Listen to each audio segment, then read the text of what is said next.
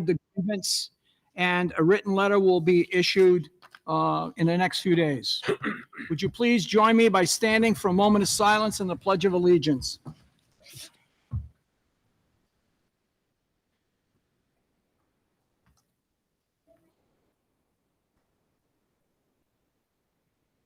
I pledge allegiance to the flag of the United States of America and to the republic for which it stands, one nation, under God, indivisible, with liberty and justice for all. That was cute. Very nicely done, kid. Good job, kids. Could hear you loud and clear. Very so good. I understand we have a presentation from Vernon Heights Elementary School, so I'll ask our principal, Mr. DeRosa, to please come to the microphone.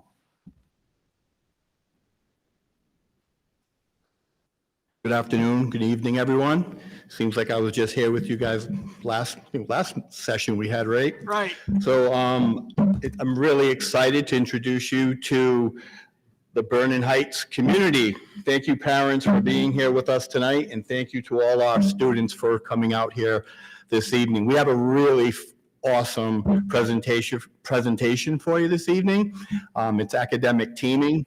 And our kids have been working really hard since September on this with Ms. Steers, our innovation coach, and Mrs. Neal.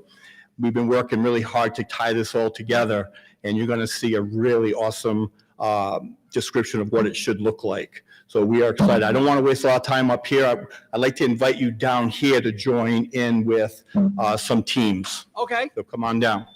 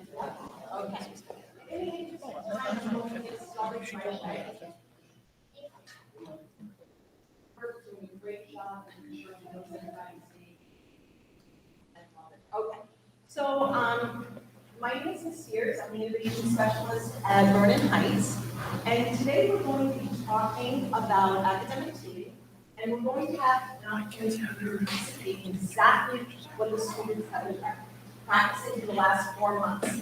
So today, I want you to know that our schools have been selected to participate in the State of Rhode Island Office of the Library and Information Services. They sponsor a Rhode Island Children's Book Award across the state. Students are asked to vote. And so today we decided there is not a success criteria to do that. So students are just expected to vote on their favorite book. So today the students will be leading you through the question, what makes a book worthy of an award? So that is everything you know about books. And then you think to yourself, this one deserves an award. This one is so good, okay? I want you to be thinking about your roles as facilitators and how you're going to get the group started. You're going to be working at the end demonstrating what you understand about a book that is worthy of an award by building a success criteria. Our first step, boys and girls, and gentlemen, please, will be to do some think time around this question. Our first question that you're going to be writing on your sticky note is, what makes a book worthy of an award? You have about 2 minutes to get your own thinking journal out. Please take 2 minutes.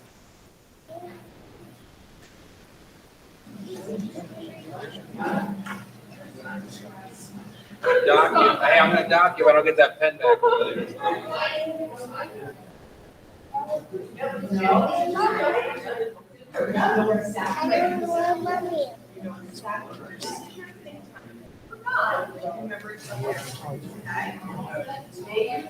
What makes a book get an award? What makes an award season?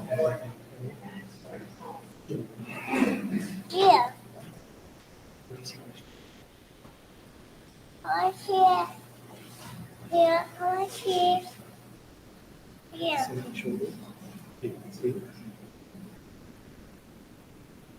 Right here. Right there. Just recording since we have recording. Yeah.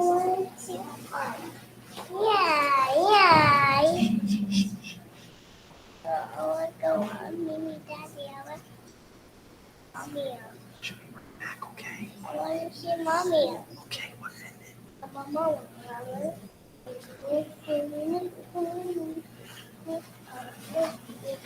Really nice. Want to go in the back? Go back up. Yeah.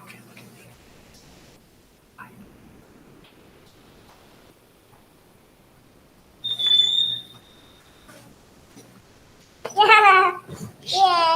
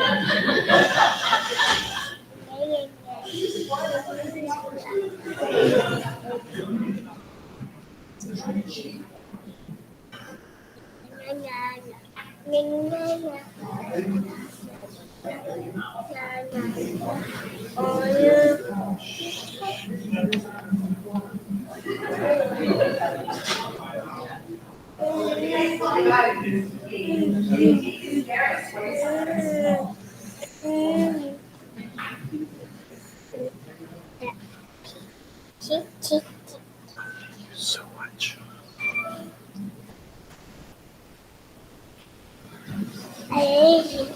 Yeah.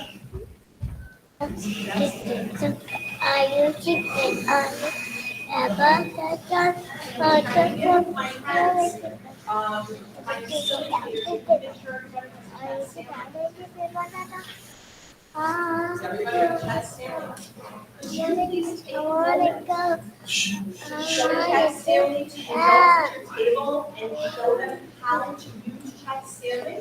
Facilitators, this is your job. Can you take about a minute to explain what they're going to be doing?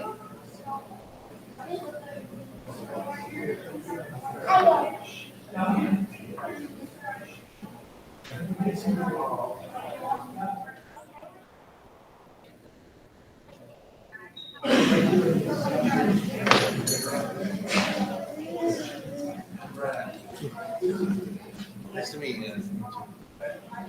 You know this guy, huh? Unfortunately. So do I. Sorry about that. That's great. You're trying to you're done, you're out of business. All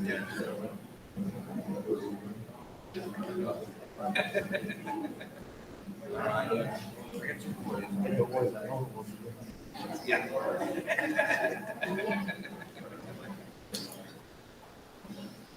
Facilitators, can you let me know if you agree that your team knows how to use chat Stanley?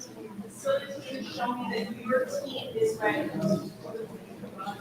All team members, if your team is ready, please show me agree.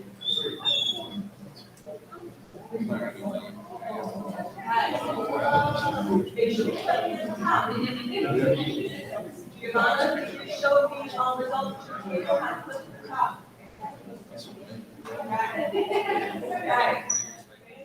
fantastic. Are we good? Okay, that's the agreement. In the second part of the application process, you're in shared time. During this time, facilitator will ensure that each member has an opportunity to talk. The facilitator will start the conversation and ensure that each member has an opportunity to speak. Are we ready, facilitators? Okay, all right, so please share your name. Go ahead.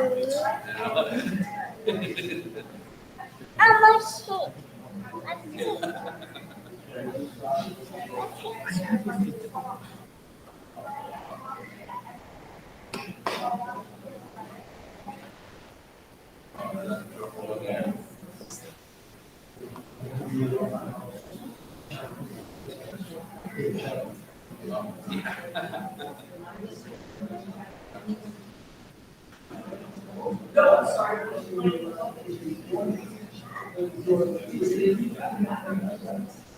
Yes. Yeah. The kids are working. The kids are working.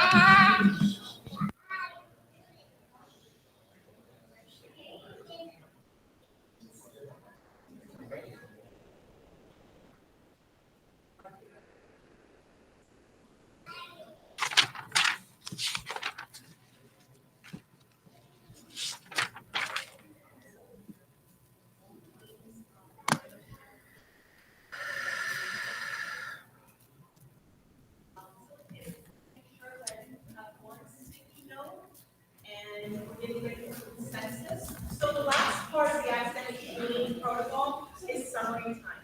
During this time, all team members are having a conversation around what they believe makes a vote worthy of the board. You're coming to a consensus. My friends, can you help the adults in the room with the word consensus? We talked about that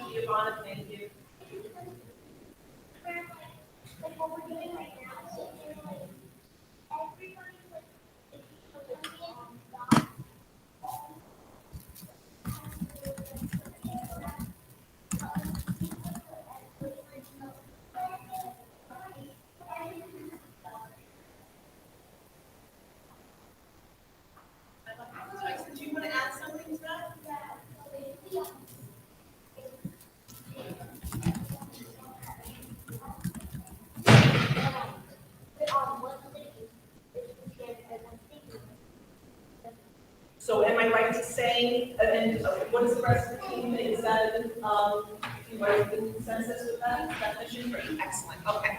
So, the last step is the summary time. Be sure that you have a writer assigned to your team, and then we will assign a speaker. So right now, please, join your team in consensus.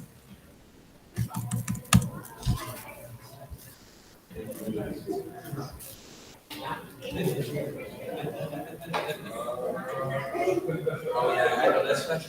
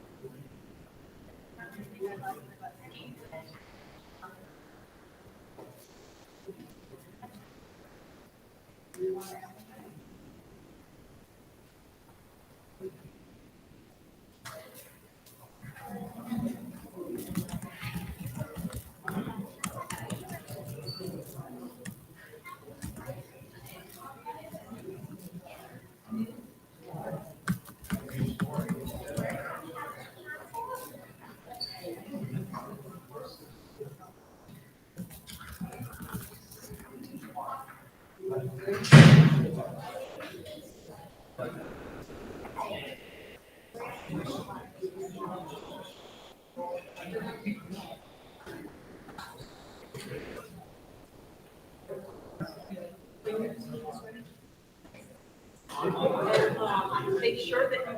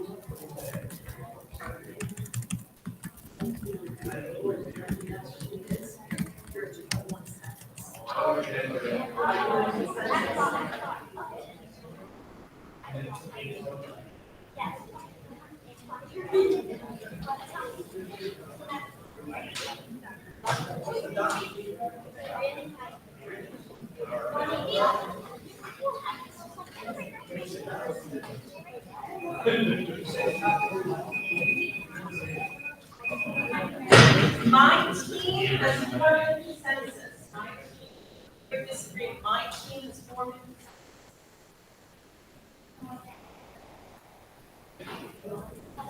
Alan, we're gonna adopt these things. I don't. Yes, you do have to finish. Yes, the key is finishing. Yes, or as we like to say, regarding the alligator clip. The alligator clip. So those of you who are struggling with the alligator clip. Okay, so, is somebody out there to spell, is that just for you? Okay.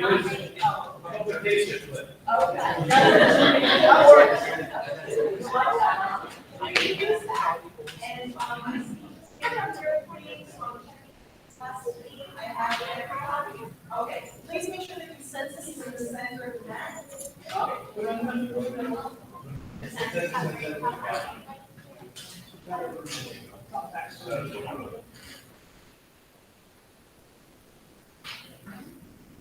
Hi, I'm Chad Stanley. What the? You didn't get our chance to watch the video of Chad Stanley, I'm sorry, in the interest of time. So, right now you, just participated in the summary part, and that's where you work together and come up with some form of consensus. So, as I said to you at the beginning of the presentation, students are expected in 3 questions to demonstrate their understanding of what they've just learned. And so, if we think about competencies that the district has set forth for our students, and the boys and girls in this classroom have absolutely seen this. They know they need to know what they're learning. They need to know why they're learning it. And then one that's kind of hard is how they demonstrate their learning. Today, they're demonstrating their learning by collaboratively developing a list of success criteria. And what the coolest part of this is that they are actually being productive community members. And I don't know about you guys, but you remember on our competencies, that's the highest level. We want to send you out to the world, know how to participate in a community event. So, my friends, do you have a speaker? Yes. Fantastic. Okay. So, I'm going to start down here. This team seems to be ready. I'm building a success criteria so that the students can vote, and I'm going to be doing my best. I'm not really investing sauce for everybody to see. So Tyson, it sounds like you're ready.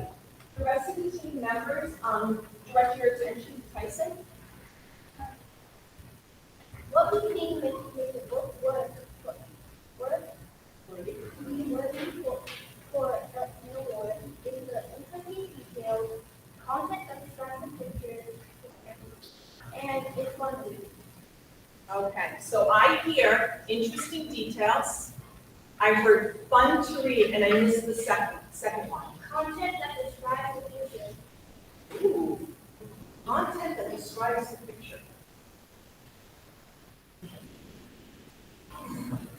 Thank you. Table number 2. We think it should be well written, has a full of readers and characters. Roman, you're way faster than I am. Oh, look, I'm quick, but I'm not that. I'm a little bit on stage right now. I'm not as fast as I am. Well written, hook, what was the other one? Ooh, interesting characters. A topic you like. Interesting topic. How do we feel about the changing words? Agree, disagree? How's that with this team? Are you guys comfortable with it? Okay, so Tyson, can you do that again to me one more time? Interesting topic? All right, and you do have an agreement and consensus for the rest of the class. Excellent. Interesting topic. Beautiful. Okay, table number 3. Who is our spokesperson? Adele. All right, give it up. Adele, you don't have to get involved during it, right? I need that.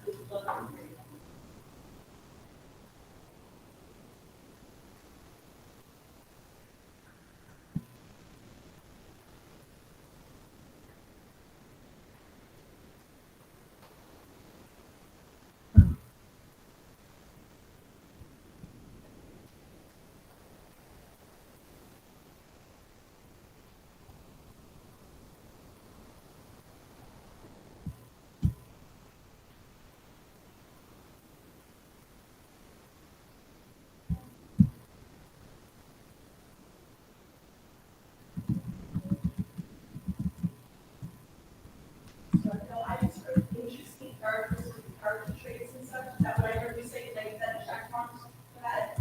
That means I can agree with that. Okay. I need to add the pictures because we don't have that. How do we want, what's the word choice you want for the pictures?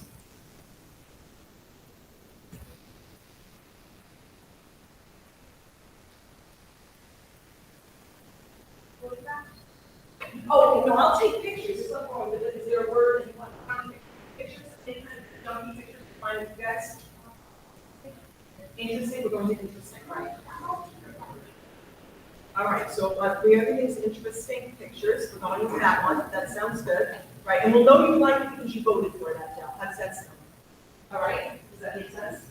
Okay, that makes sense. Okay, fantastic. And is there anything that we've missed from this team that we want to make sure that we've added? Because I know that that scene was Yes, there is something you would like to add? Okay, so interesting characters, and I'm going to put traits right next to it. I love the word choice, the traits, so really great word. We'll go to our final team. Who is this one person? I don't want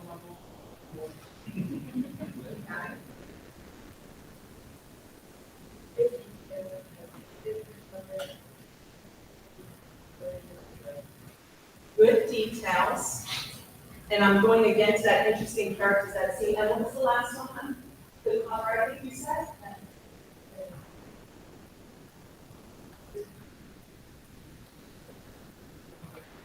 A book you enjoy, so it's fun to read, and the cover. Okay, so the cover is important to you guys. Okay. So I'm just going to review quickly, so that you know, so your success criteria when you were voting for your, Rhode Island Book Award for 2023, you would like your book to have interesting details. You want it to be fun to read. You want content that describes the pictures. You would like it to be well written with a hook that grabs you. Interesting characters with very interesting traits, and an interesting topic that keeps your interest. And good details and is that your success criteria? We are in agreement. Okay, fantastic. We have an agreement on consensus. Mrs. Neal. Excellent. Okay, to wrap things up, excuse my Stanley there. So the foundation of academic teaming, as you can see, is in discourse and critical thinking. But of course, many more things get integrated into that, with the end goal of having students K through 12 who become productive members of our global society. Today, you got a very, squished in session that really showed how the effective communication and critical thinking link together in this. We have Ms. Spears, the innovation specialist. We also have Ms. Shodi with us here. She's the innovation specialist in high school. We have the 7 total at all levels. And what's really key about them, as you might have picked up on tonight, is it's not just about academic teaming. They are taking the time building materials, resources that are grounding all of this work in our competencies for success here in the district. And honestly, this graphic is proof of that. You may have seen this VR graphic earlier in the year, and it literally was a box staircase going up. And as they started working with students about teaming around what is an effective communicator, what is a critical thinker, as they're diving into this work, the students started questioning our graphic.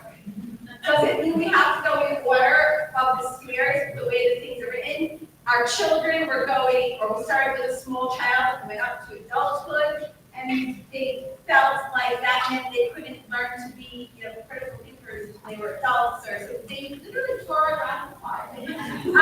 They're not graphic designers, so we have now redesigned the graphic based on the ownership of the students as young as K, and K can actually talk to you about being effective communicators in many classrooms at this point. So down to K, really building those competencies for success. So all of our K-12 students ask for these schools to become productive members. Go ahead. I would just like to add that the students, I did this activity with a big group of students in 4th grade today, and they reminded me that they did not just become effective communicators and critical thinkers today, they were creators. They created a success criteria. So they've actually addressed 3 competencies. Thank you so much. We really appreciate it.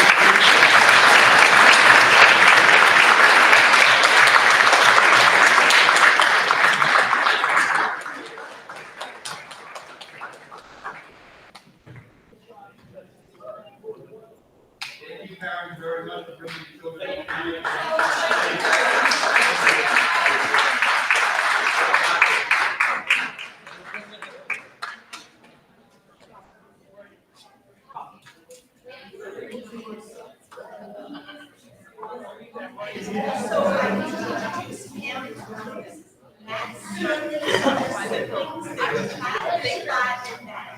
Oh my God. I was a critic. And then once.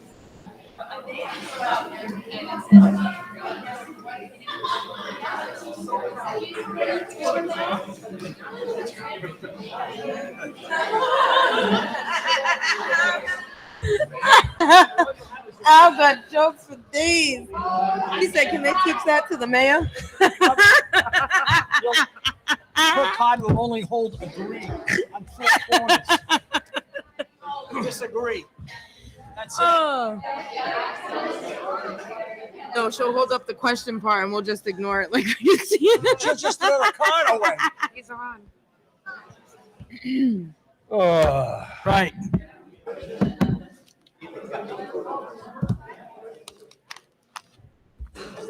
Are we stuck being blocked?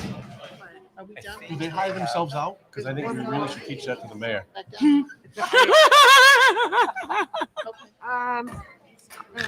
Adam, there's one more presentation. Oh, okay. I get it. I know, honey. We have Yeah, we're going Villanova again. still? Villanova? All right. Did a great job. That was good. That was really Yeah, that was adorable. That was wonderful. That was good. And I loved how they overcame their little memories. Yes. So Again, I'd like to thank Mr. DeRozier, the teachers, parents, and students for doing a great job. What a great presentation. Thank you.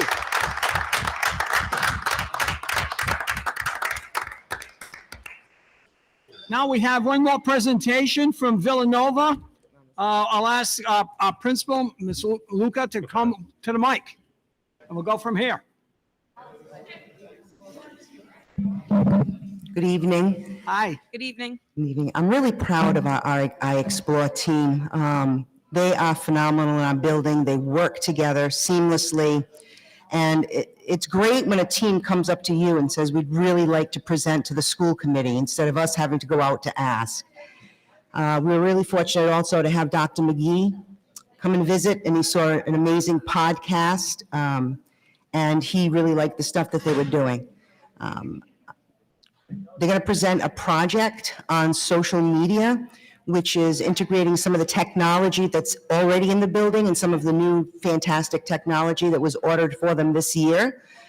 Kids love social media, so this gives them an opportunity with permission to play around with a lot of the great technology using the TV sets and the podcasts, and the kids loved it.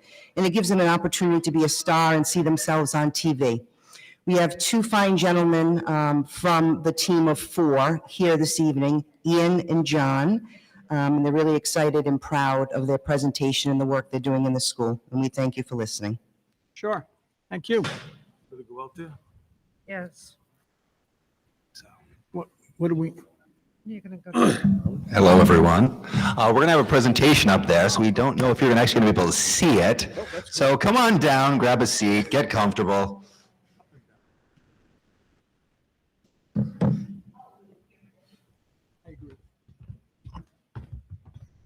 We won't make you work this time. Okay.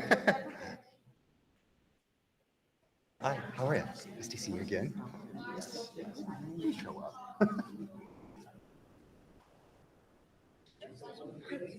Second.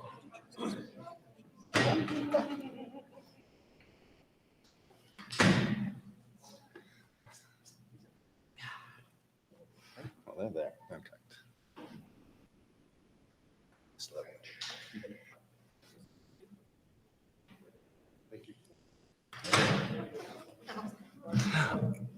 All right. Well, hello, everyone. Thank you for coming out today. So when we, a little while ago, went up to do a tour of the WAC Tech Center, and we brought our kids up there, and we were showing them all the great programs that existed up there.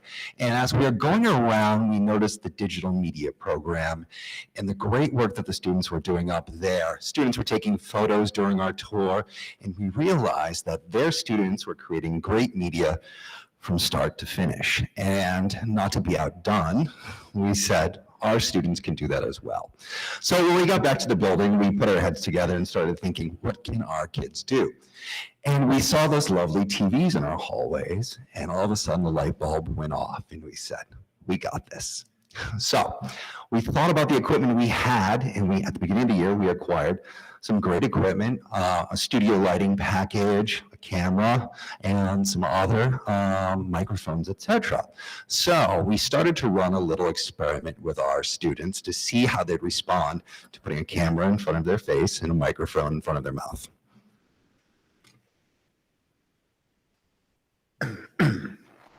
So we knew we couldn't just dive, excuse me, right into this. We know, well, we didn't really have the experience. We know the students weren't really ready. So we wanted to kind of take baby steps. And this really got rolling during the Columbus Day parade. I was asked to photograph the parade. We had the anti-bullying float in the parade. And so I took a bunch of photos, and then we kind of just pushed them onto the televisions throughout the building just to kind of see what would happen. And the feedback was immediately very positive. Students and staff alike really got a kick out of seeing themselves on the television. And then based on this feedback, well, we knew we had something going here, like, right? The kids are invested in just seeing themselves for some reason. And so we decided to expand it a little bit further. So we realized instead of just, parades, how about we start focusing on things going around the school, like clubs, field trips, encore class and stuff like that. So we develop what we call them cards, basically, and just a small collage of 3, 4, 5 images with a big bold caption kind of overlaid right on top. So it's if a kid is walking by in the hallway during homeroom or dismissal, like, it's immediately obvious what this is, what these other students were doing, and like they know something clicks, and it's interesting to them. And so, we started doing this, and all of a sudden I get students coming up to me like, what's the Smile Club? What's the photography club? What are they doing with chorus, right? Because now it's out there, right? And for the students who are actually part of these clubs, they just love getting the exposure, seeing that, having other students be able to see what they're working on. And it's really been, like, the feedback we've been getting is absolutely tremendous. And then we saw, well, how can we, expand on this further?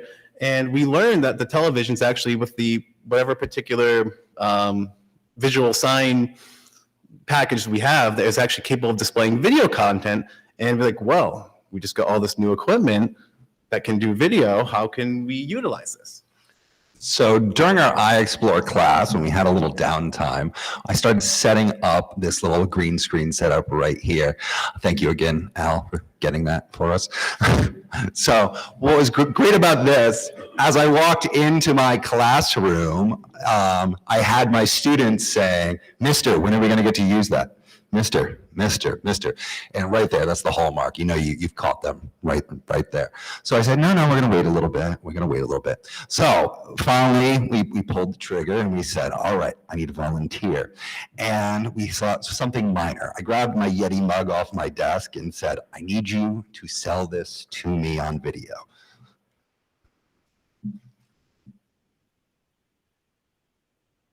All right, it was a tough game out there. How'd that go for you today? It went good. It went good. All right, it was a tough game out. It was really strong. And $3.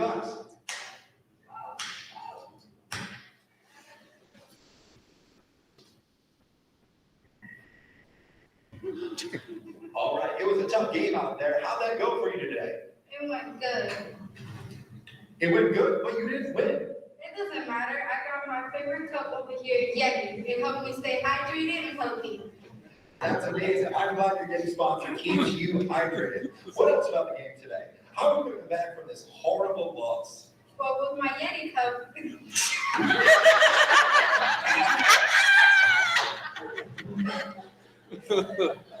So she was a great sport about that. We love to use her in these films just for the pure enjoyment of it. So after that, we really said, okay, the kids really started enjoying it, especially when we played that at the front of the class. We got a similar reaction of joy there. And we said, all right, let's formalize this a little bit more. We had Spirit Week coming up, and now we were getting requests. So we were asked to put together, again, we'll call it a video card, a video advertisement for Spirit Week. That way, students would know what was going on in a visually entertaining format. So we decided we were going to do one in English and one in Spanish, just to reach out to as many students in the building as possible. We're going to start up with the English one on the top. Listen, Spirit Week's coming up, and I'm gonna tell you what you gotta do, okay? December 12th, get a bikini, wear red and white, or dress like a king. December 13th, jingle bells, wear your fun holiday necklaces. December 14th, Mad About flag, right? Wear your favorite flag. We realized the importance of a teleprompter during filming these. So let's play the Spanish one on the bottom now, please. Hoy vamos a estar haciendo el Spirit Week. Bueno, el primer día es diciembre 12. Vístete con un bastón de caramelo. Ponte.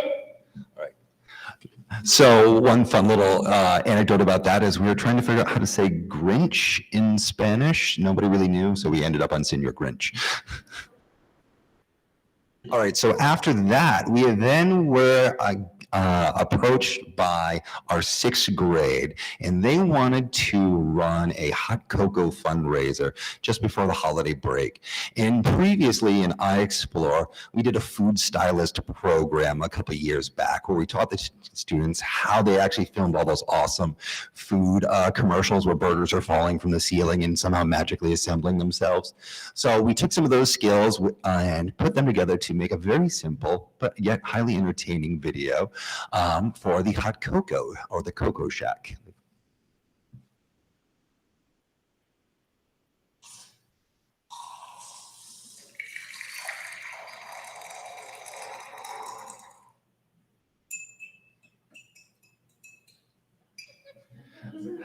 Now, if you know how much joy that brought Ian and I to make that, those sounds were not in there. And at one point, I threw a handful of marshmallows into that cup. You didn't see that one. So Dr. McGee and some other people walked into my class one day scaring me, and I was in the middle of going over a podcasting lesson with my class. I was trying to come up with an authentic way for my iExplore students to kind of talk about their experience at the WAC Tech Center. And I thought about a questionnaire, and I said, no. So I pulled out my microphone and said, let's talk about this and record it and see how, again, they responded to it. And as you can see from some of the smiles there, I think it went quite well. We're not going to have you listen to all of this, but we're going to give you a little snippet of it. Just put the speaker. Yeah. Oh, no, back. Okay, so hi, I'm Sadie. I'm your host, everybody. Let's see, who do we have today? Hi, I'm Evangeline. I'm one of the guests, I guess. Yes. Also, other guests, Alistair, yes. Okay, so today we're going to be talking about the high school WAC Center. So, what was your favorite program at WAC and why? I had a few different ones, but I did like graphic design and P-Tech. P-Tech was really cool. They could make games, play games, do whatever they want. They got free coffee and credits. The graphic design center, they could make whatever they wanted. They could design things. It was really fun for an artist like me. Yeah, I like that one too. It was cool. My brother did that. What about you? I liked, All right. So you get the idea of, with the podcast, we got these very lovely microphones that, the students can talk around together in a circle, because with the laptop microphone, it's just not great. So that microphone has really allowed us to do that. And then we thought, can we push this a little bit even further? And, what kind of different styles can we branch beyond just like commercials or things like that? So what if we took like a more, can we do cinematic stuff with the technology we have? And so we came up with this idea is that we call them student vignettes. And basically it's a 30 to 60 second clip, showcasing a student who, might not otherwise have been noticed. Maybe they're a student athlete, or maybe they have like some really cool hobby or something. And we want to focus on students, who, may not get as much exposure as they really probably should. So we just wanted to give you a little clip preview of this. This is a work in progress, so there's no sound yet. We're going to have this particular student, he's Jordan Plant, a basketball player at Villanova. We're going to have him do like a voiceover talking about his experience playing basketball, but we just wanted to show you kind of like a more cinematic kind of look of just what we can do with the stuff we have available to us. So if you want to play that one.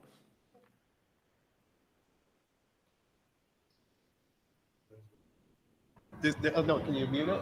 It's all background sound.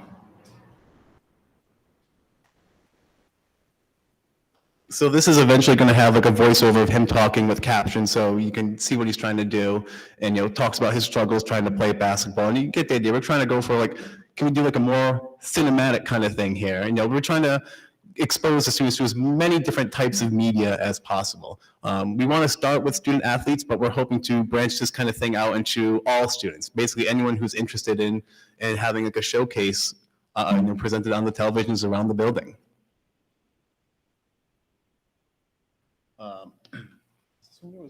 Take it. Okay.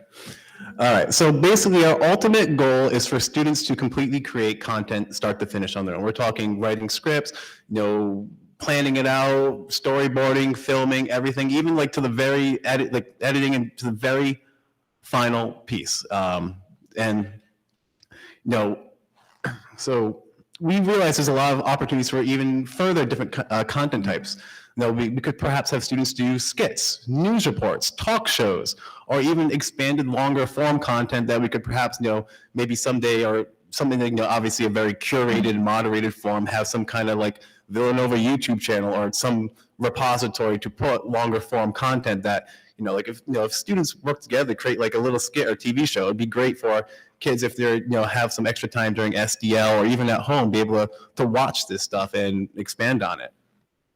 And ultimately, why do this? And well, really, students are super excited to see themselves and their friends on the television. It's just like it's something that it's exciting them, which is great to see. It really gives them a sense of agency because this is content they're creating.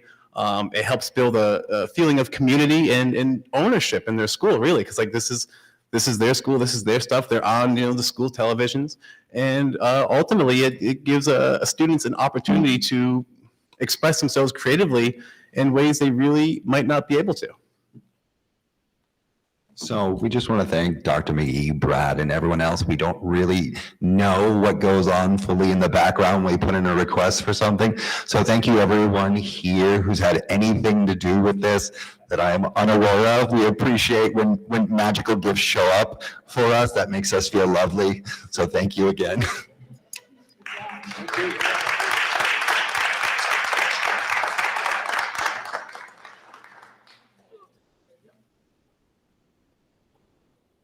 Sounds like you guys have as much fun as the kids. Where's it go to us?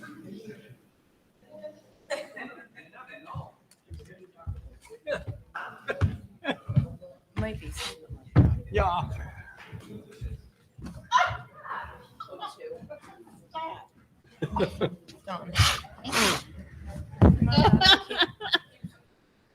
So I'm gonna hit the.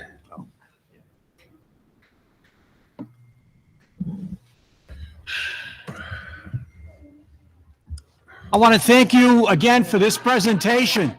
Great job. That was very, very interesting. I guess now we got to run a meeting, right? Public comment first. Yes. Does anybody want to address the school committee? Please come to the microphone, state your name, your address for the record. Keep your comments to 5 minutes and in good decorum. Do we have anyone? Anyone?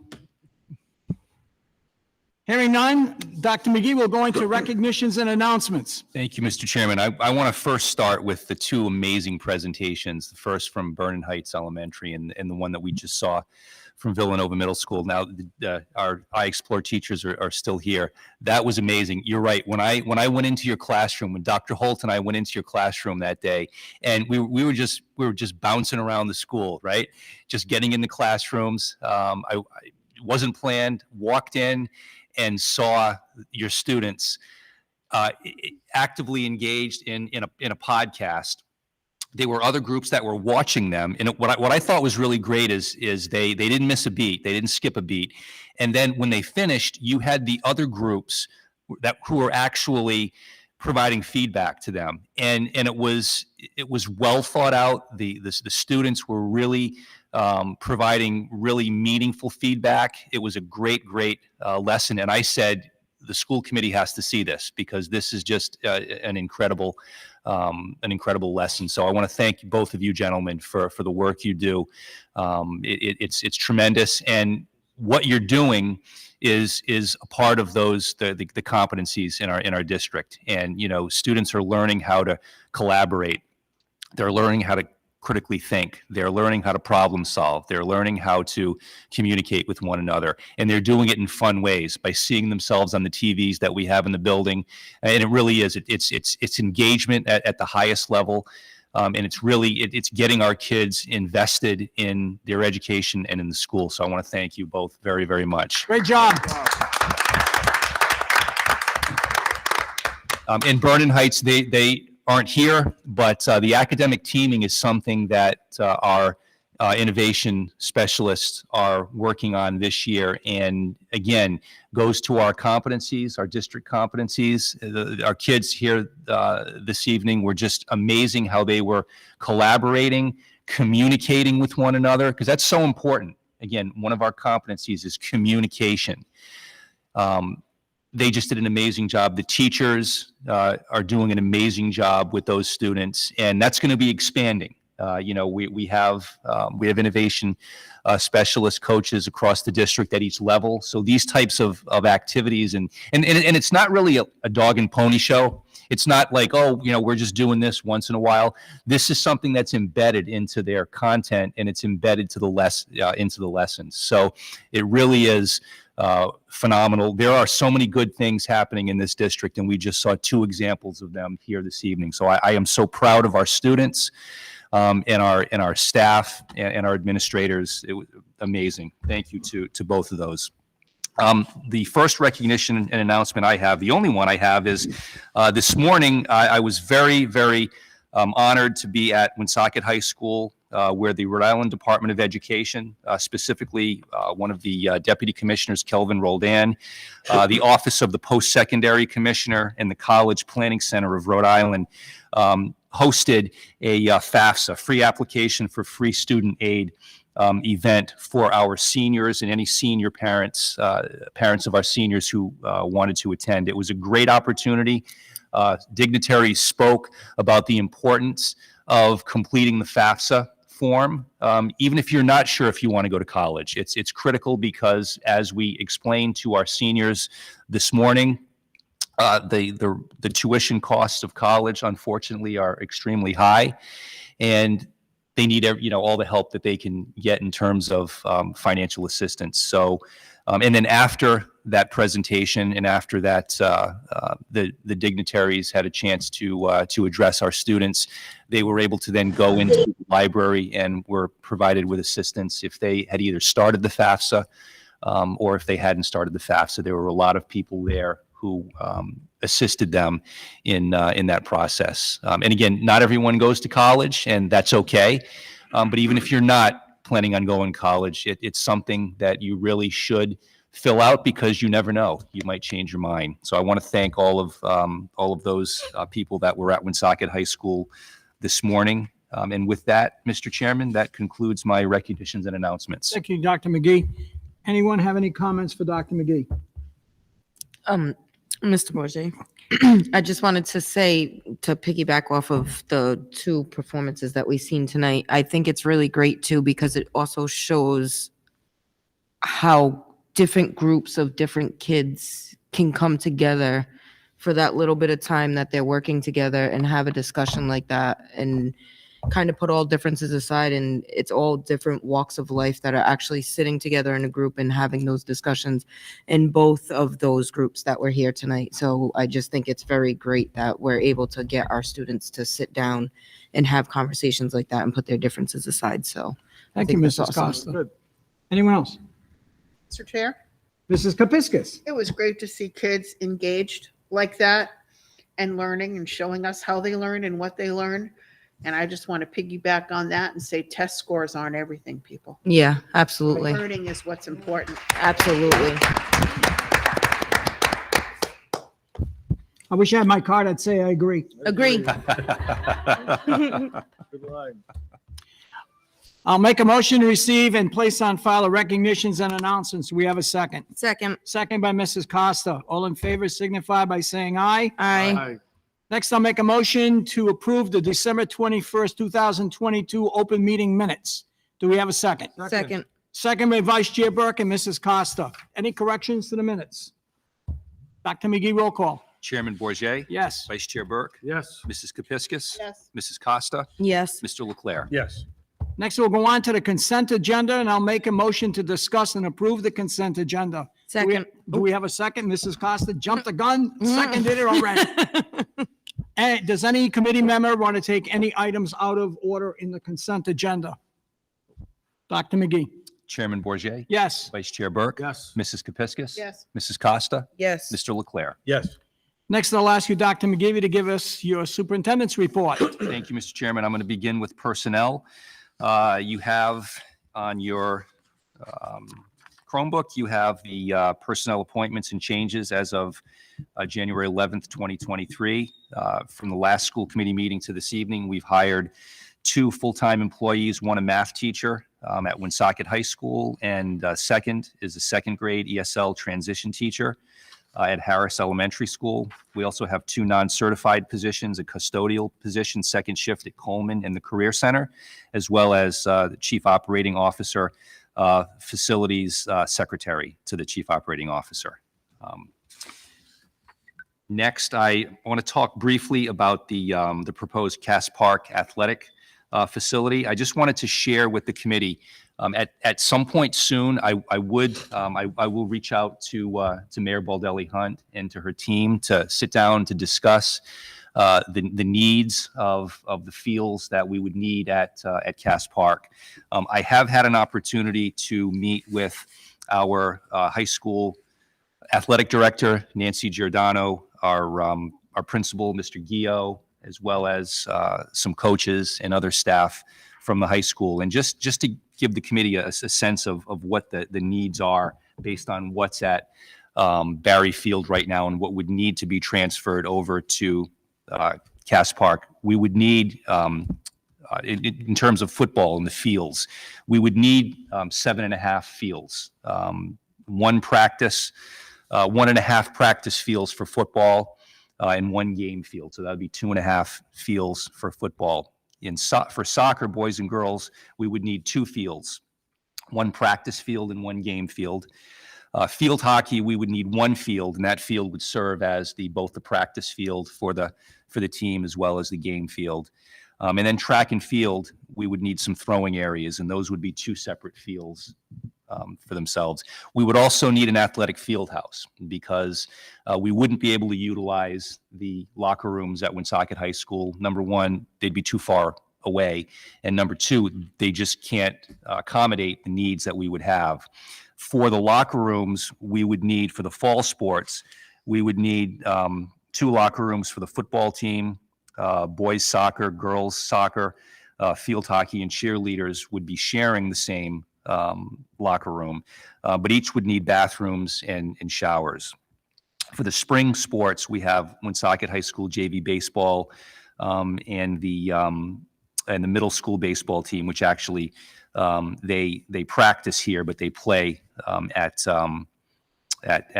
Reno Field. Would use the football and the soccer locker rooms.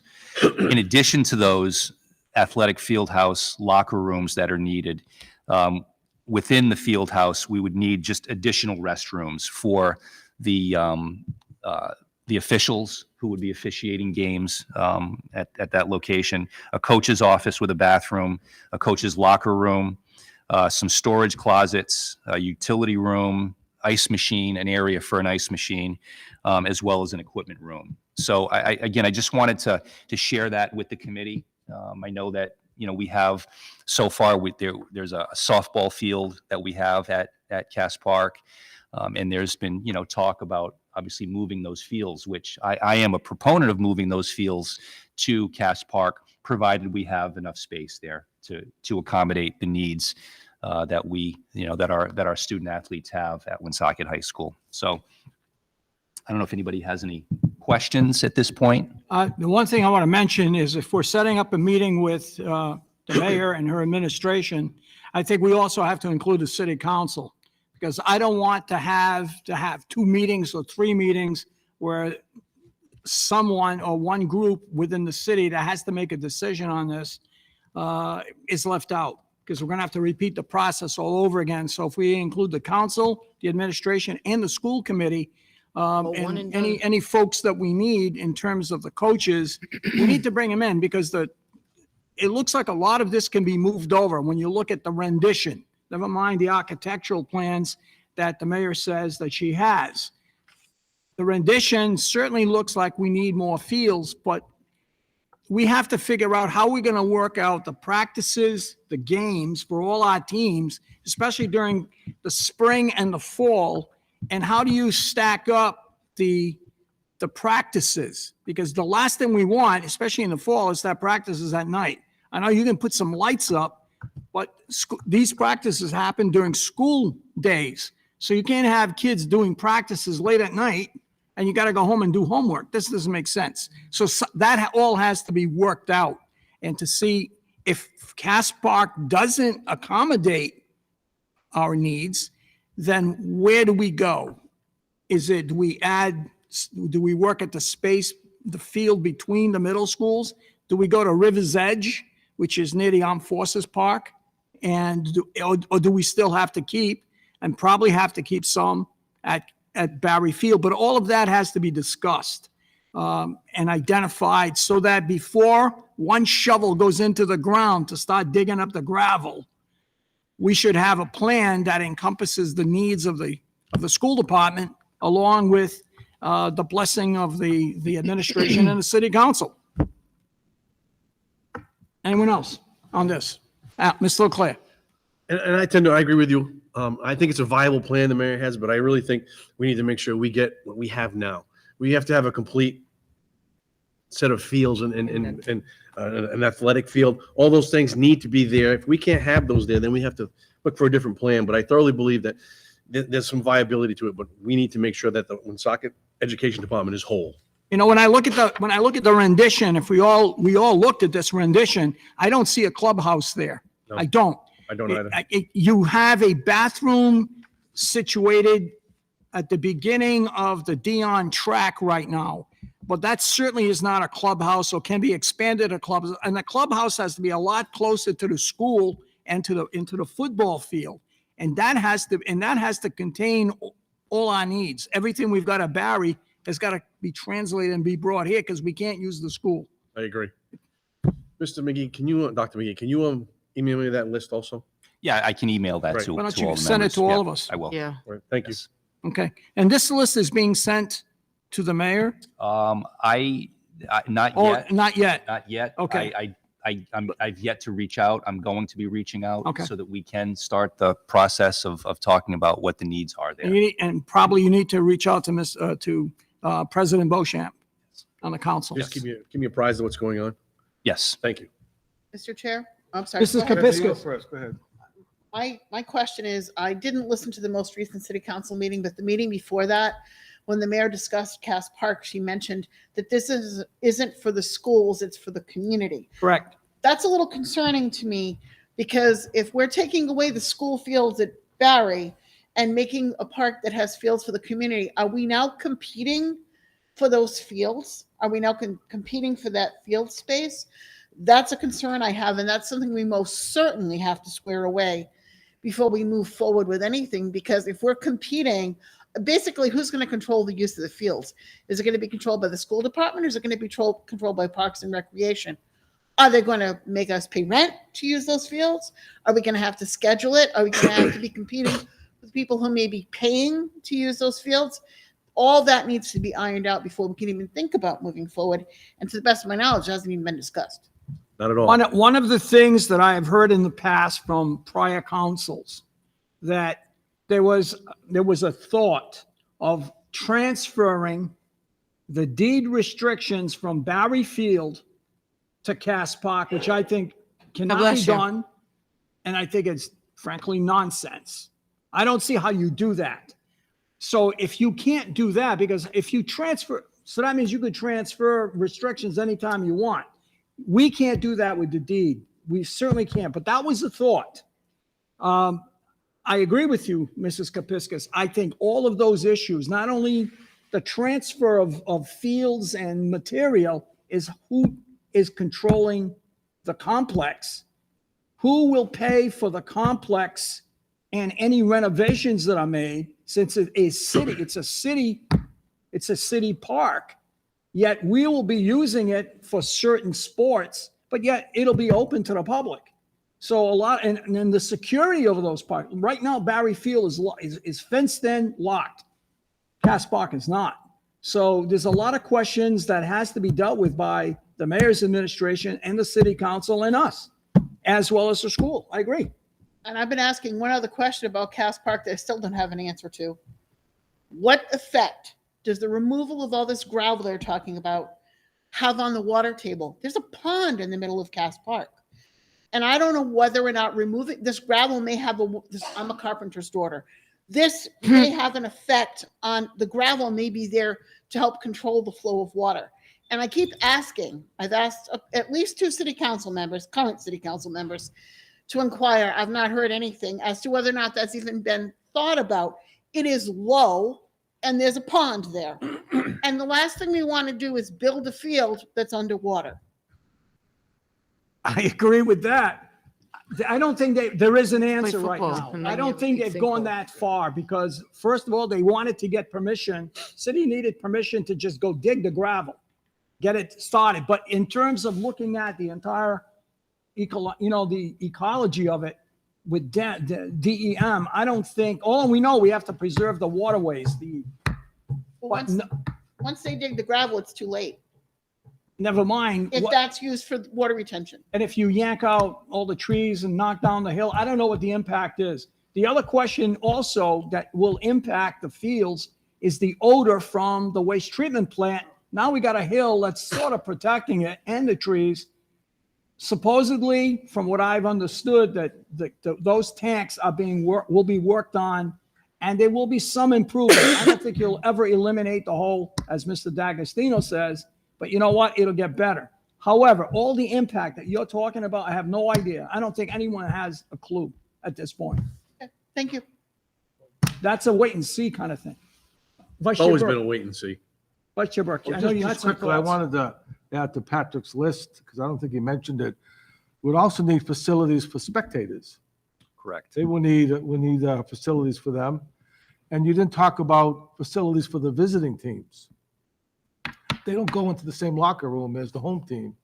So Yeah, that that has would to be also great. be part, Correct. They share the locker room. part of the plan and design. Yeah, that's part of it. And I didn't hear that, so I just added. Yeah. I guess the football field, when they've talked about it, they talked about we'll have stands. So we'll have to wait and see what they can do with it. We'll have stands, but what about locker rooms? Oh, no, that's the clubhouse.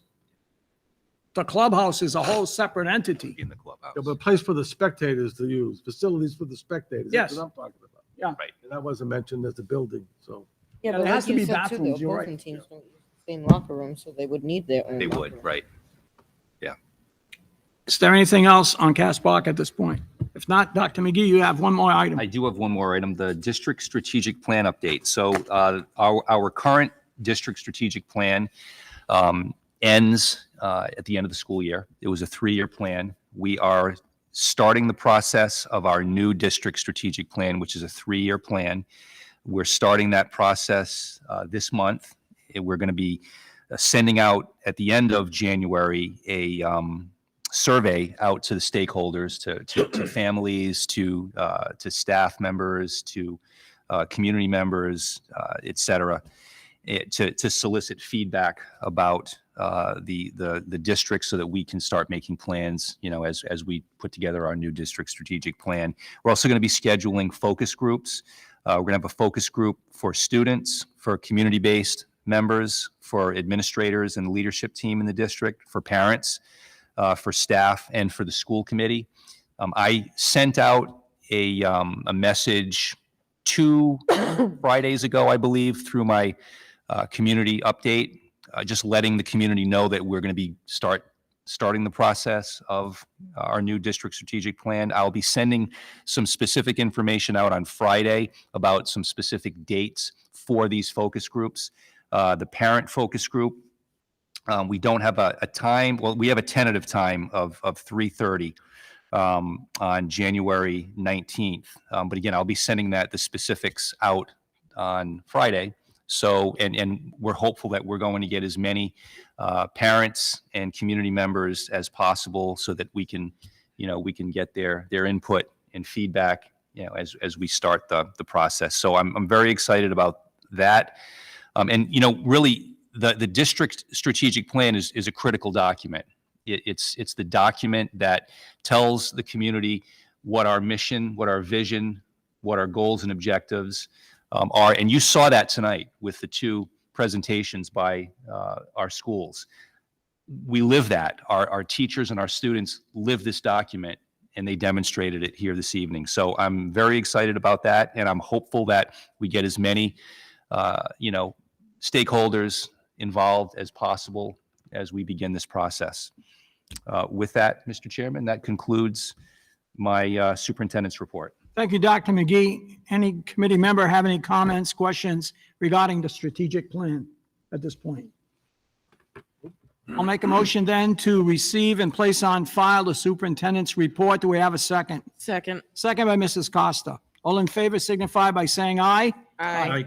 Next, we'll go into the subcommittee reports, and we'll begin with you, Mrs. Kepiscus. Please give us the CLAC update. Be happy to. The CLAC had its January meeting on January 5th at 6 p.m. We called to order a little late because it was an administrators meeting in conflict with us. We discussed under old business the high school graduation requirements and its effect on special education students and whether or not we should leave this on our agenda. Ms. Morell advised us that RIDE had not issued any further guidance other than career pathways as to how students with IEPs and on alternate assessment may be able to obtain a high school diploma in light of these new requirements. Requirements which we may suspect may leave many students without a diploma when these requirements go into effect with the class of 2026 current 7th graders. Ms. Morell advised that she had a special education directors meeting coming up the following week, which would have been this week, and we'll keep the matter on the agenda for February's meeting in hopes that she may have more news to share with us. I again announced that we're looking for new leadership in the CLAC chair. Under new business, we talked about statewide testing results on special education students. While our students with IEPs currently sit for the RICAS, PSAT, and SAT as a statewide assessment, certain students with more profound challenges, those who qualify for alternate assessment, sit for the DLM in April and May. These alternate assessment students sit for the ELA and math assessments in grades 3 through 8 and 11, and the science assessment in grades 5, 8, and 11. Upon analyzing the most recent DLM scores, they've noticed an upward trend at Woonsocket High School and linked this to curriculum that is being used only at the high school.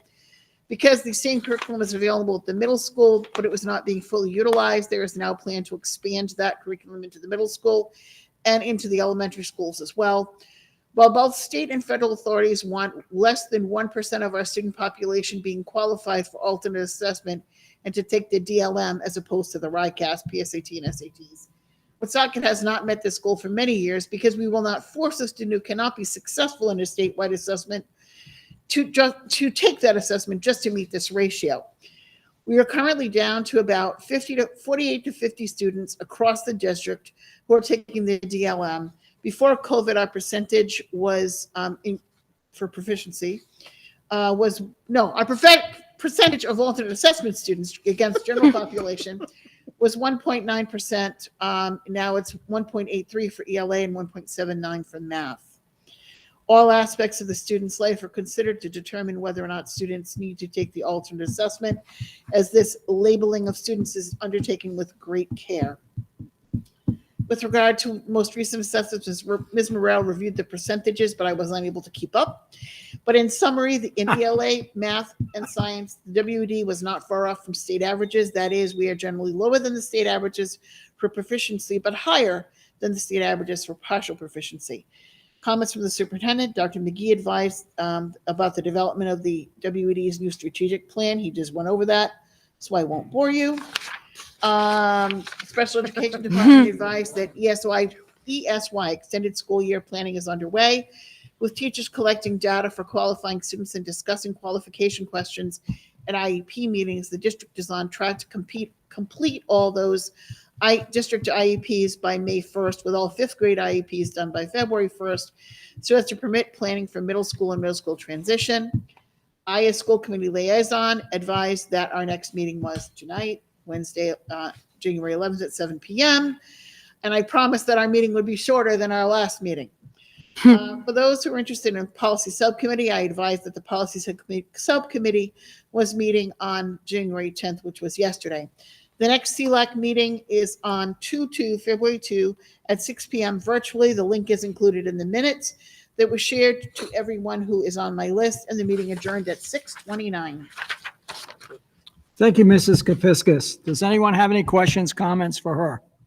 I think you're doing a fabulous job at Agree. being I a think we have our cheerleading, leader. Ms. Piscus. Don't you just feel like you're at the meeting? Yes. Thanks. I'll make a motion to receive and place on file a CLIC update. Do we have a second? Second. Second by Mrs. Costa and Mr. Leclerc. All in favor signify by saying aye. Aye. And I also want to take this opportunity to thank Vice Chair Burke for running our last meeting. You did a great job. It was the longest meeting, I think, in all 7 years we've been on. You drew that straw. Good job. I couldn't speak, and you took over, did a great job. No better meeting for him to take over. Yeah. Thank you. But it's because of that, I cannot give the policy update, so I'm going to let Mr. Mrs. Kepiscus, you're on. Still recovering from his exhaustion. Policy update, please. Sit down, these minutes are longer. Uh-oh. Policy Subcommittee met on January 10th, 2023 at 4 p.m. After approving the minutes from the prior meeting, we discussed the elementary and middle school building assignment policy that had been held from a prior meeting for changes and further discussion. After discussion about the use of the term mid-year in the policy as a date by which a student may be permitted to remain in the school where they started the school year, this language was removed in favor of a case-by-case decision based on operational factors that the WED has set out in the policy. Language was added that parents asking to move a child to a different school can be asked if they are willing to provide transportation for their child so as not to disrupt busing schedules. Language was added to create a further mandate beyond what's already in our handbooks that parents must notify the WED of any change of address in a timely manner. Policy was put forward to the full school committee and will be discussed at our January 25th meeting. The next policy was the tobacco-free model policy. What was distributed was a model policy that meets the requirements of state law and would have to be customized to meet the WED's current staffing and needs. Ultimately, council advised that it might be best to adopt a shorter policy with the rest of what is in this policy, the draft policy, to become WED protocols, which can be modified as needed without full school committee approval. Mr. Burke advised that the Health and Wellness Subcommittee was scheduled to meet today, which it did. And he ran this draft policy by Lisa Casafaro, who's the head of the Blackstone Valley Prevention Coalition, for their review and suggestions. Do you have anything you'd like to add about that? It was the Woonsocket Prevention Coalition meeting today. Oh, sorry. I thought it was the Health and Wellness. I apologize. That's okay. So you did. I did Wait a present it, second. and we're looking at it. You just had me confused. I'm like, wait a second, I missed a meeting? Hold I'm on. sorry, I misunderstood. The policy as submitted was held at this time for further review pending discussion. A non-fraternization policy was presented. This policy appears to be in the best interest of the district in terms of recent events in Rhode Island. There was some concerns expressed by Mr. Burke as a retired teacher and an administrator who was present about language which provides the WD employees not share personal information from their lives with or around students, which is identified as number 4 under the policy as drafted. As teachers often make those connections in instruction, for example, Mr. Burke mentioned Romeo and Juliet, you might discuss your own failed romances, or to encourage family members such as young parents that they can still pursue education, although it be delayed. That was one of the things the administrator mentioned. Those speaking indicated that it can be important to make those personal connections for and with students and families in order to encourage them and drive points home, especially in light of our SEL curriculum and restorative justice practices. We'll all recognize that there is a need to maintain professional boundaries. The question is, with what detail must we identify behavior which crosses the line so as to result in employee discipline? At the request of these members who expressed concern, the policy is held until the next subcommittee meeting to permit them to review other possible non-fraternization policies to see how they've handled this delicate line. Then we reviewed policies to be rescinded or revoked as we continue the review of all our existing policies. A list of policies to be revoked, which I'll go over at our January 25th meeting, or Mr. Burke will, indicate that these policies are no longer relevant or appropriate, or they've been superseded. There were two exceptions to the policies we discussed. The first one was two policies indicating the selection of materials available to students in school libraries. These policies will be rescinded at present, but as they lay the decisions unfairly on the shoulders of our school librarians, where there are also libraries in our student classrooms, in each of our classrooms, and it would vest responsibility for the content of those libraries on those same librarians, which is unfair. Where what should be an educational issue has quickly become a political issue, it is unfair to put our librarians in the crosshairs of certain groups over books and media that they may not have played a part in selecting. The existing policies also fail to address classroom libraries over which the educator clearly has control. While council has suggested the formation of a library selection committee, those present expressed concerns about this committee furthering the direction toward political fracturing of what should clearly be educational questions. This matter will be added to a list of future policies to be discussed. The second exception to the mass rescission of policies was our current policy with regard to homelessness among students. The current district policy is quite lengthy and not as dated as others from 2013, but it could use updating. However, rather than rescinding this policy as it exists, we chose to keep that policy in place for now, with direction to and from council that the policy be reviewed, pared down with some items identified, and the current policy being treated as protocols instead, and that's submitted for further review to the policy subcommittee. The policy subcommittee has made a decision earlier in the year to limit our agenda to 3 policies per meeting, and this will be added as the third policy at our next meeting in February. So we will be discussing the homeless as taking a priority over other policies. With regard to future policies, the rest of the policies that were listed as for future discussion will remain on that list. None of them moved up. The next meeting is on Tuesday, February 7th, 2023 at 4 p.m. at Woonsocket Woonsocket Middle School at Hamlet, room 124. The meeting then adjourned. Thank you, Mrs. Kepiscus. Any questions, comments for her? Then I'll make a motion to receive and place on file a policy update. Do we have a second? Second. Second by Mrs. Costa. All in favor signify by saying aye. Aye.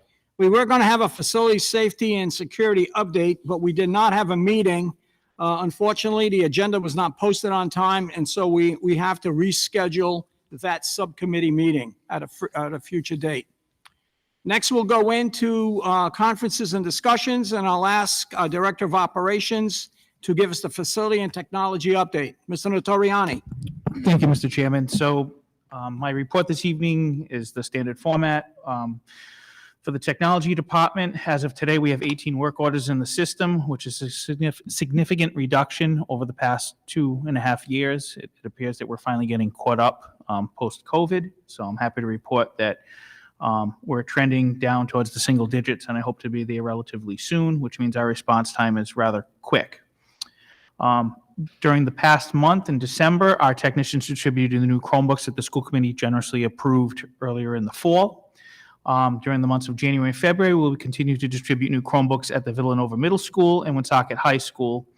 And we will continue to backfill at the elementary schools that all grades K through 12 will be 1-to-1 at some point in the very near future. At the conclusion of distributing Chromebooks, our technicians will circle back and continue to distribute student iPad packs across the district. As you may recall, we purchased iPads to be used as lab packs in each of our classrooms at the elementary level, and to have some iPads, a collection of 30 per grade level at the secondary level. Our data staff is currently in the process of reviewing data in anticipation of the March 1st snapshot report, which is the second snapshot that correlates to our the funding formula here at the state, so it's important that our data is as accurate as possible, and our data department is more or less data checking all what our school district, whether our schools, our secretaries, and our principals are making sure is inputted into Skyward. So we're trying to fact check, if you will, make sure that what they're reporting in Skyward is correct. They're also working on the implementation of the Panorama software, our teacher course student section and student data, state reports, and our parent contact data.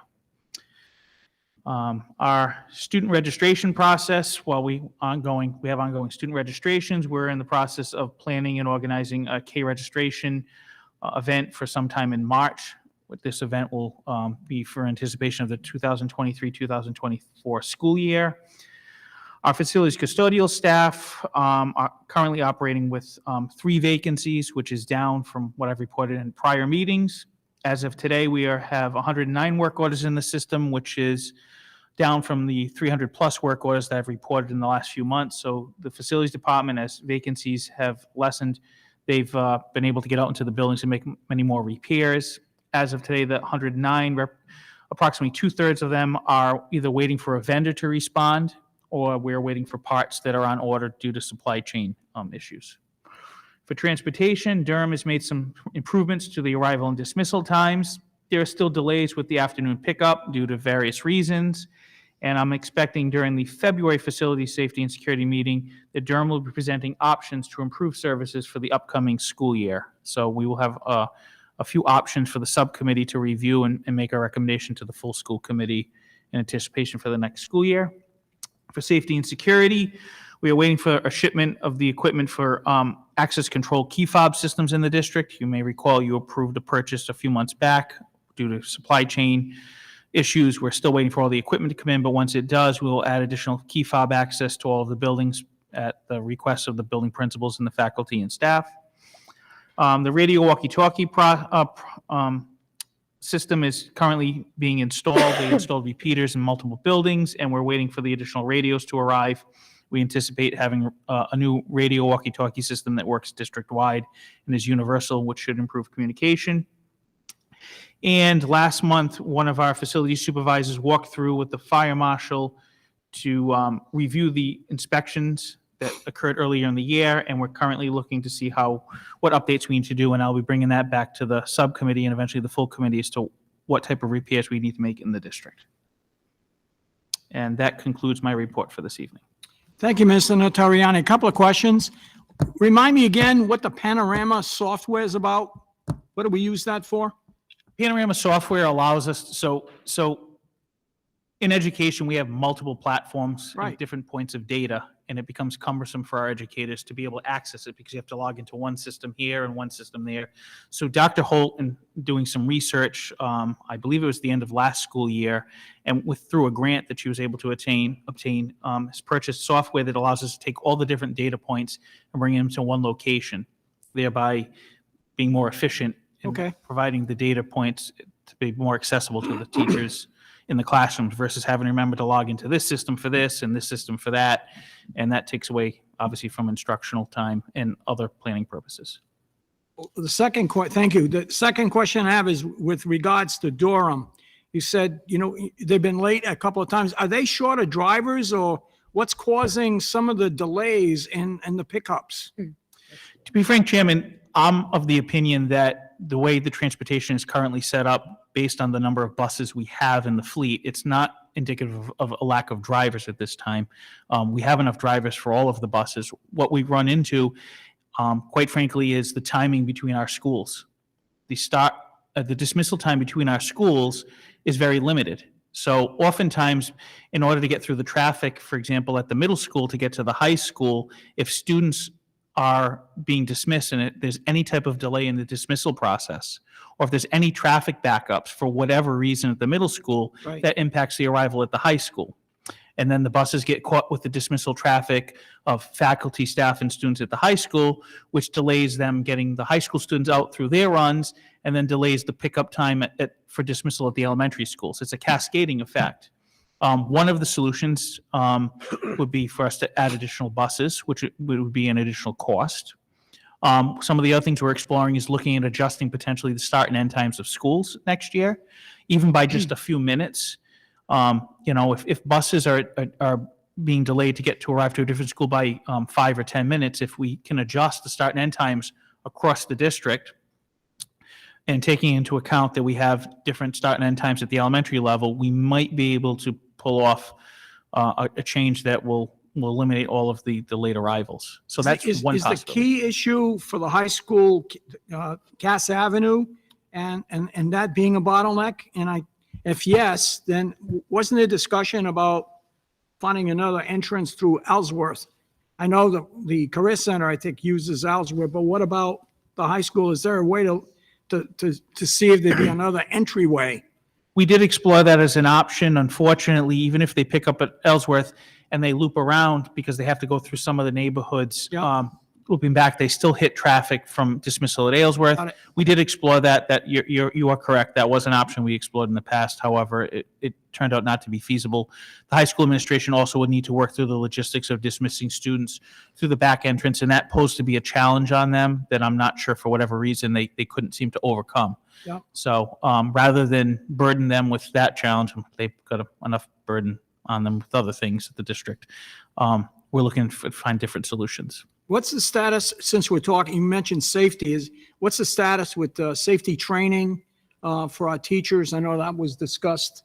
Have we proceeded I know we were going to get some help from our police force in terms of training. Has that been done, or is that scheduled at this point? That is currently in process. It They're is. developing some of the things that they want to convey. They're doing it at an appropriate level for each, Okay. for elementary and secondary level. And Dr. McGee and I meet with the SROs every other week, Mhm. and we continue to work with them on that. I believe we're going to have something in place for the spring to roll out on a voluntary basis with the staff and provide some opportunities, and then possibly some formal training for the upcoming school year. Is this for all secondary, middle school, and the high school, or is this just for high school? For whom? All levels. All levels. Good. Yes. Good. Any other comments, questions for Mr. Notarianni? Mr. Bourget, just to piggyback off the Durham, the other thing that I think could be a problem too is altercations that happen on the bus that could also delay their process. Because I know that a couple of times my kid's bus got delayed from Savoy to my house at Village Road, and it was because there was an altercation on the bus with the students, and the bus driver obviously has to pull over to handle those kind of situations as well. So That is correct as well. There are a multitude of factors that impact how the transportation works here, from traffic patterns to dismissal time to events that are out of control of the faculty, staff, or the drivers in this case. Thank you. I'll make a motion to receive and place on file the facilities and technology update. Do we have a second? Second. Second by Mrs. Costa. All in favor signify by saying aye. Aye. I understand that the item in new business needs to be tabled once again, Mr. Perrier? Yes, that's correct, Mr. Chairman. To give you a little background, currently Attorney Rapport and I have had some meetings with the company that we are looking to move into business with on this solar community project, which is an XAMP. This is a 20-year lease, so there is some fine tuning that we need to do with the contract and the leasehold easement agreement that we're going to be signing. So we just want to make sure that all the i's are dotted and all the t's are crossed before we move this forward to you. I'm very hopeful that we're going to be finalized this in the middle of next week, so we'll be able to share something with you then. Attorney Rapport and I have had meetings again this week, and we have another meeting scheduled tomorrow. Hopefully we'll be close to finalizing it then. But yeah, we just want to make sure everything is correct on this before it's presented back to you, and we can move forward with confidence. Do you think the tabling for just one meeting is appropriate? Since Yes. we tabled this right along? Absolutely. I think one more meeting will get us We're building a dinner over. hall here with tables. Well, it's a 20-year agreement. We want to make sure it's right. And Right. through the holidays, we did get have trouble hooking up and getting on everyone's schedule. That's passed now, and we have had some very productive meetings. Another one scheduled tomorrow, and I'm very confident. And they want to move forward with us too. So hopefully, like I said, I'm 95% sure we're gonna be ready to go for the next school committee meeting. Okay, then I'll make a motion to table the discussion and approval of bid 23-06, Community Solar. Do we have a second? Second. Second by Mrs. Costa. Any more discussion?